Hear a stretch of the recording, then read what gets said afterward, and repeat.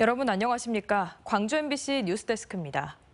오늘은 절기상 입추인데 더위의 기세는 사그라들 줄 모르고 있습니다. 연일 무더운 날씨에 광주에선 지난 2021년 이후 3년 만에 온열 질환 사망자가 생기기도 했는데요. 해가 갈수록 광주는 더 더워지고 있지만 광주 도심, 그중에서도 구도심은 폭염에 취약한 걸로 나타났습니다. 송정근 기자입니다.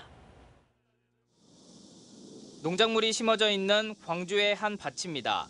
지난 3일 오후 이곳에서 밭일을 하던 87살 고모 씨가 쓰러졌다는 신고가 접수됐습니다.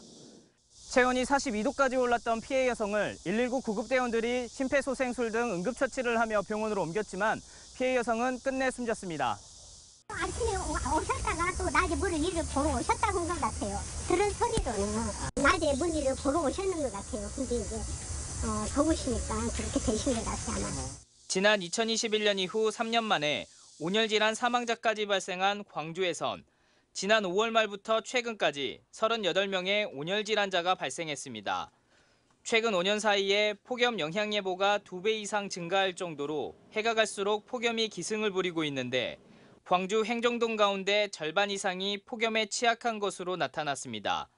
광주연구원이 기후와 시설, 인구를 기준으로 폭염 취약 지역을 분석해보니 광주 75개 행정동 가운데 60%가 폭염에 취약한 것으로 나타난 겁니다. 이 가운데 계림이동과 화정이동 등 7개 동 원도심이 폭염에 가장 취약한 5등급으로 분류됐습니다. 500제곱미터 안에 30년 이상 된 노후주택이 130개 이상, 고령 인구가 800명 이상일 경우 가장 낮은 등급인 5등급을 받았습니다. 숲이 적고 저층의 오래된 주택이다 보니 이와 같은 원도심이 폭염에 취약한 것으로 분석됐습니다. 집에 있어도 더워. 청소 좀 하면 땀이 줄줄 흘러버려. 항상 이런다고 못 살지. 지금 며칠만 지금 참고 살지. 며칠 지나면 괜찮을 테지 하고 지금.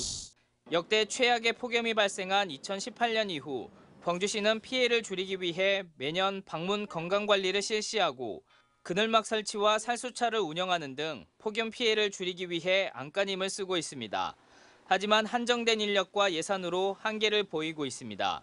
특히 경로당에 설치된 무더위 쉼터 10개 중 6개는 회원들만 사용할 수 있는 등 폭염 대책에 허점이 나타나고 있습니다.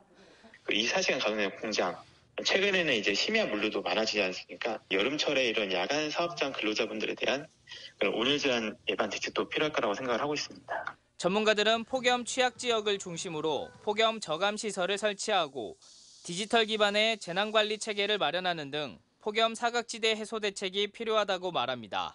MBC 뉴스 송정근입니다.